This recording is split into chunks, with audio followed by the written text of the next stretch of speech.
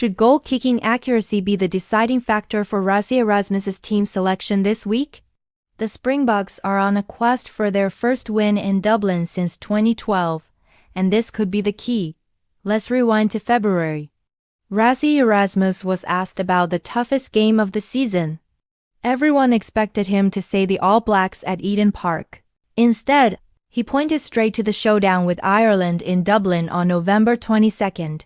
He called it a more important clash, and it makes sense. Sure, the rivalry with New Zealand is legendary, but the Boks have actually dominated that fixture recently, winning 5 of the last 6 tests. Ireland, on the other hand, has been a real thorn in their side. The Boks have lost 4 of the last 5 games against them, and have untasted victory in Dublin for over a decade. Think about it. This current Boks squad has achieved almost everything.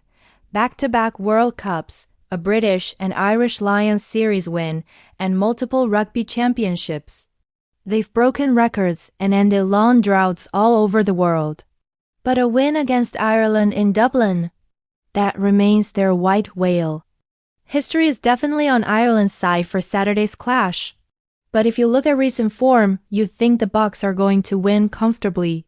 Since that incredible 43-10 thrashing of the All Blacks in Wellington, the world champions have been on a tear. They've beaten Argentina twice, demolished Japan, and secured solid wins against France and Italy. Ireland, meanwhile, lost to the All Blacks in Chicago earlier this month before getting back on track with wins against Japan and Australia. You can bet they'll be fired up for the Boks arrival. Coach Andy Farrell, just like Erasmus, will have some special plays up his sleeve for this massive occasion. All signs point to another incredibly tight contest. While many things will shape the outcome, it's the goal kicking that could ultimately be the difference between victory and defeat. Now, that might sound obvious, but consider this. The Boks haven't really needed a clutch kick to win a game since that nail-biting Rugby Championship test against Argentina last season. Remember that? Manie Libbok pushed a last-minute penalty wide, and the Boks lost by a single point, 28-29. After that heartbreaker, they went on to win their next 4 games by huge margins. In 2025, the Boks have won 10 out of 12 tests, and 9 of those were by 8 points or more.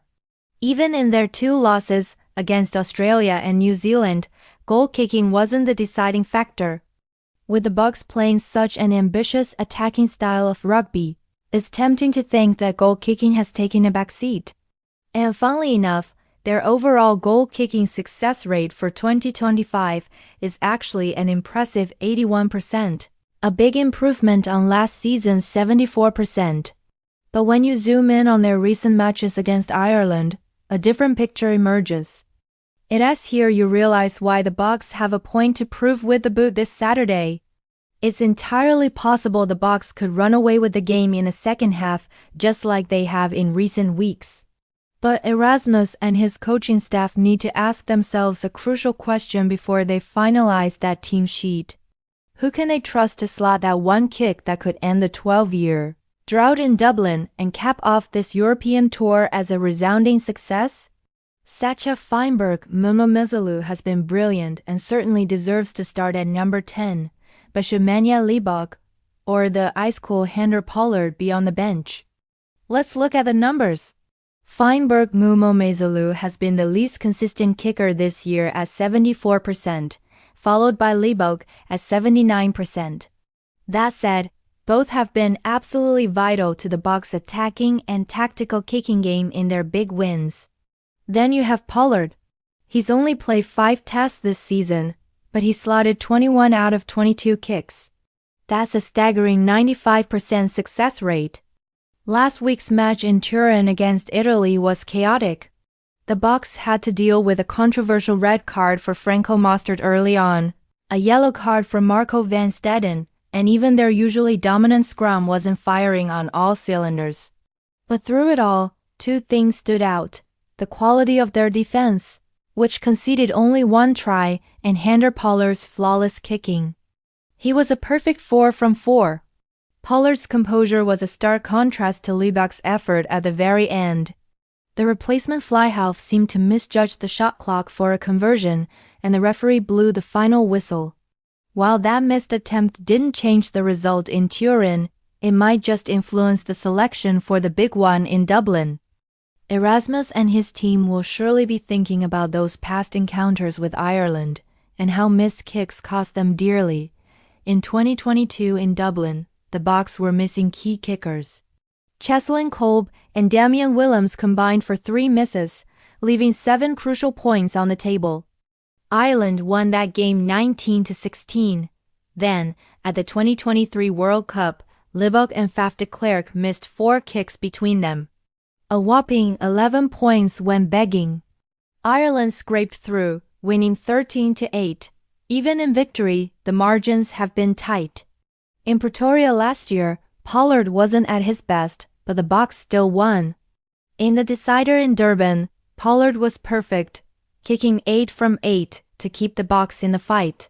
But the game was ultimately decided by a late Irish drop goal. As the record shows, when these two giants collide, it's always close. One kick, one play can decide everything. So don't be surprised to see Feinberg-Mngomezulu starting at fly half on Saturday. But given the history and the stakes, it would be a very wise move for Erasmus to have Handré Pollard on that bench. As the coach himself said back in February, the test in Dublin is the most important of the year. The Boks have already secured the Freedom Cup and the Rugby Championship. A win in Dublin would take a massive box on their journey and end the season on an incredible high. But a loss? Well, a loss would bring all those old questions about game management and goal kicking right back to the surface. The pressure is on. Thanks for watching, guys. What do you think the selection should be? Let me know in the comments below. And if you enjoyed this breakdown, don't forget to like, subscribe, and hit that notification bell for more content. See you next time.